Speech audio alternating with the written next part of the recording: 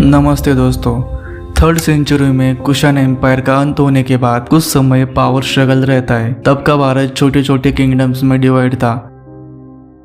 पर fourth century आते आते एक डायनेस्टी थी जो धीरे धीरे चंद्रगुप्त के अंडर एक्सपांड करने लगी थी। वो थी Gupta dynasty. Don't confuse them with Mauryan dynasty. Chandragupta के बाद उनके सन समुद्रगुप्त ने राज्य की कमान अपने हाथ में ली।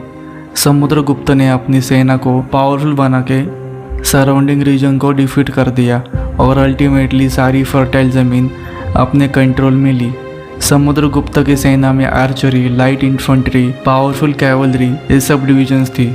समुद्रगुप्त ने अपने एक्सपेंशन के कैंपेन में 9 राजाओं को डिफीट कर दिया और 12 राजाओं को अपने ट्रिब्यूटरीज बना दिया। समुद्रगुप्त जो मर्सी दिखाते थे उसकी वजह से उन्हें लोग नोबेल किंग भी कहने लगे थे। उन्होंने गुप्ता एम्पायर की बॉर्डर्स को नॉर्थ में हिमालय से लेकर साउथ में डेक्कन तक फैला दिया। अश्वमेध यज्ञ भी कराया जो तब के सबसे पावरफुल राजा कराते थे। इस यज्ञ के बाद समुद्रगुप्त भारत के अनडिस्प्यूटेड एम्परर बन गए। समुद्रगुप्त के बाद उनके सन चंद्रगुप्त II ने गुप्ता एम्पायर के बॉर्डर्स को वेस्टर्न कोस्ट तक फैला दिया जहां उन्होंने शकर्स को हरा दिया। गुप्ता एम्पायर के दौर में इंडिया और रोमन इजिप्शियन सिविलाइजेशन के बीच गोल्ड सिल्वर कॉइन्स के बदले इंडिया से आइवरी, स्पाइसेस, सिल्क और स्टील की लेन देन होती थी। गुप्ता एम्पायर के समय मेटल वर्किंग के लिए इंडिया फेमस था। इकोनॉमिक प्रॉस्पेरिटी की वजह से बड़े बड़े शहरों का डेवलपमेंट हुआ, बड़ी बड़ी मॉन्यूमेंट्स बनाई गई। गुप्ता पीरियड के टाइम आचार्य आर्यभट्ट ने शून्य का इन्वेंशन किया। कॉम्प्लेक्स मैथ और ट्रिग्नोमेट्री में साइन एंड कोसाइन की डिस्कवरी भी गुप्ता पीरियड के टाइम ही हुई थी। पाई के इन्वेंशन का क्रेडिट भी आर्यभट्ट को ही दिया जाता है।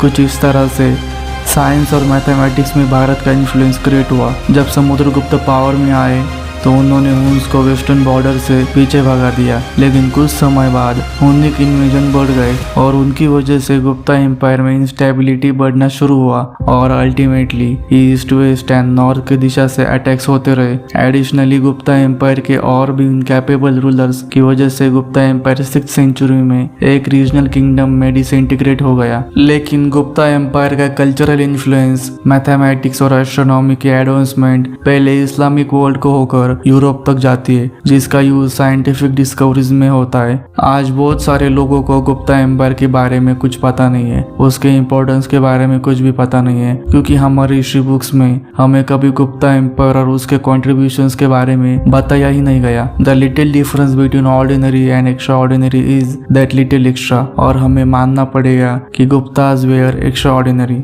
गुप्ता एम्पायर के बाद इंडिया का गोल्डन एज खत्म होने को आया। गुप्ता एम्पायर के बाद पुष्यभूति डायनेस्टी का उदय हुआ। आपको पुष्यभूति डायनेस्टी के ग्रेट किंग हर्षवर्धन तो पता ही होंगे, जिन्होंने बाद में फॉरेन अटैकर्स को डिफीट कर दिया। उनके बारे में किसी और वीडियो में बात करेंगे।